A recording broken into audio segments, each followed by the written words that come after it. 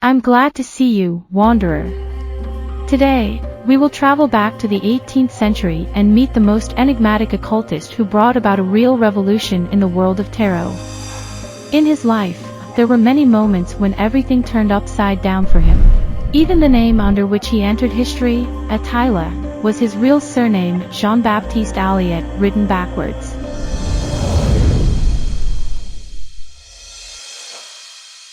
Very little is known about Atteilla's childhood, except that he was born on March 1, 1738, in Paris. The simple explanation for the lack of information is that Atteilla's family lived very modestly. His father worked as a roasting master, and his mother sold grain. Etteilla was the second son in the family, which meant that the prospects for his life were not enviable. Nearly a century later, this allowed another French occultist, Eliphas Levi, to refer to Etteilla as an old wig manufacturer who never studied French or spelling. However, Levi, the son of a shoemaker, clearly tried to appropriate Atteilla's legacy, which he almost succeeded in doing. Of course, Etteilla was not a wig manufacturer but worked as a simple grain merchant. His personal life remains a mystery. The only certain information is that he married Jeanne Vautier in 1763, and they had at least one child. In 1767, Etteilla inexplicably changed his life. In that year, he left his family and started trading engravings. The passion that drove him to break up his own family would only become clear in 1770 when he published his first book, The Way to Recreate Yourself with the Help of a Deck of Cards.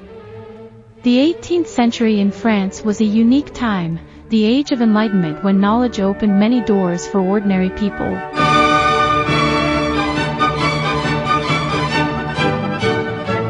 Diderot, the son of a knife maker, writes the encyclopedia. Rousseau, the son of a watchmaker, develops the concept of the social contract. As for Voltaire, the son of the notary, he would correspond with King Gustav III of Sweden, King Frederick II of Prussia, and even Empress Catherine II of the Russian Empire. What prevented Etteilla from dreaming of becoming a titan of thought in the field of occultism? But there is another version. As Etteilla himself claimed, in 1757, he had a revelation. And all this time, he was obsessed with fortune-telling using cards. Supporting this version is the fact that a poorly educated individual from a humble family published the world's first book on card divination with a rather complex system. Here are a few things that Etteilla introduced. Before him, divination was done differently. A card was drawn from the deck, and the diviner offered their interpretation. Etteilla, however, was the first to suggest card spread. Capus, in his book, The Divinatory Tarot, explicitly credited this innovation to the Parisian genius. Perhaps this is why Etteilla metaphorically referred to himself as the algebra teacher. Another thing Etteilla came up with was the different interpretation of upright and reversed cards. He even later added special inscriptions on the cards of his deck. By adopting a pseudonym that is a mirror anagram of his real surname, he symbolically created another version of himself. After the release of his first book, Etteilla published several more on astrology, and then in 1773, he strangely fell silent for several years. He even left France. In 1780, he returned to Paris with nothing, and a year later, the book, The Primeval World, by occultist Antoine Court de Gebelin was published, which included essays by Count Mellet about tarot cards. It was there that the version about the Egyptian origin of tarot first emerges, and they were referred to as the Book of Thoth for the first time. The most ancient tarot decks were owned by kings and aristocrats. The knowledge was kept hidden from the common people, which did not go unnoticed by Etteilla, the son of a master roaster and grain merchant. It's unclear whether it was an epiphany or it coincided with the information he had been hunting for 10 years, but Etteilla decided to make a revolution. He wrote the first book in the world about the knowledge that had been concealed for centuries, targeting a wide audience. This happened in 1783. At the same time, he published the book, The Project Man, in which, according to his opinion, he predicted the French Revolution, which began on July 14, 1789, with the storming of the Bastille. In 1789, the year of the storming of the Bastille, Etteilla created his own revolutionary tarot deck. It became the world's first deck designed solely for occult purposes and was significantly different from other existing decks.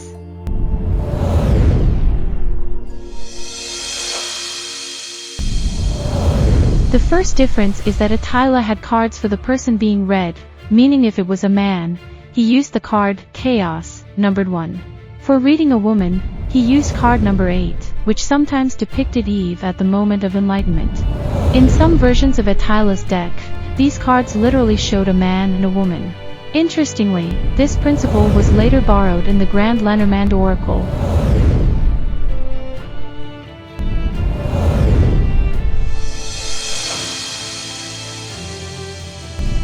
The second difference is that the first 7 cards of Etteilla's tarot represent the first 6 days of the creation of the world, directly referencing the Old Testament. It starts with the first day, and God said, "Let there be light," and there was light.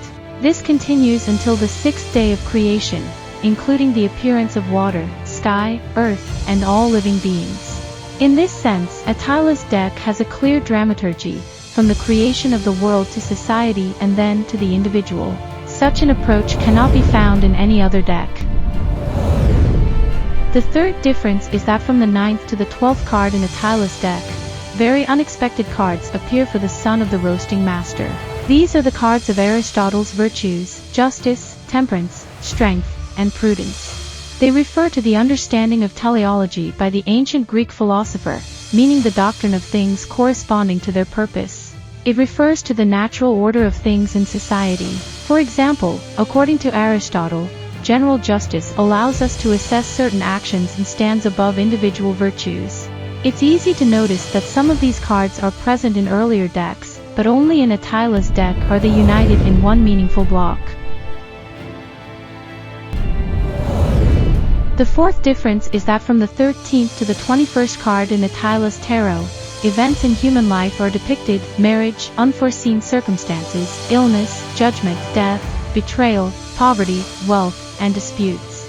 Thus, through the first 2 groups related to creation and society, we come to the individual, which is absent in any other deck.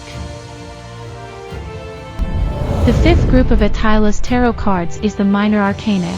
They are further divided into 4 suits. The symbolism of the suits can be summarized as follows. Cups represent the cycles of time, the vessels of the sky.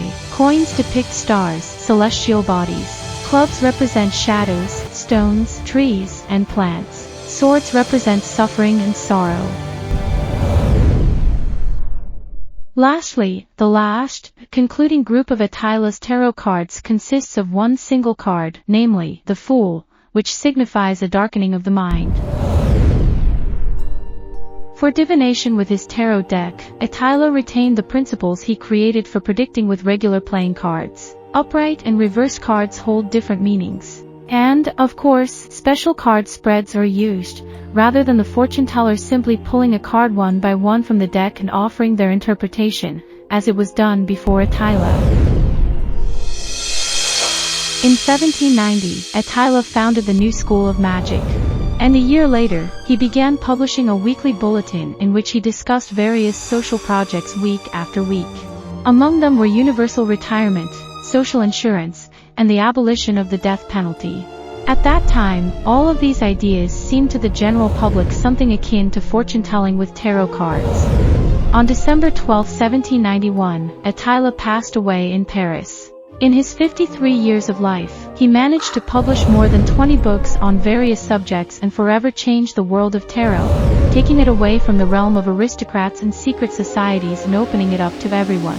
Just a year later, France would become a republic, and the king would meet the guillotine. Echoes of these events can be seen, for example, in Lenormand Tarot, which was strongly influenced by Etteilla's works. Just 2 years later, the era of terror would arrive, during which Etteilla's legacy could easily have disappeared. However, it has survived to this day, even though there are still significant gaps in his biography.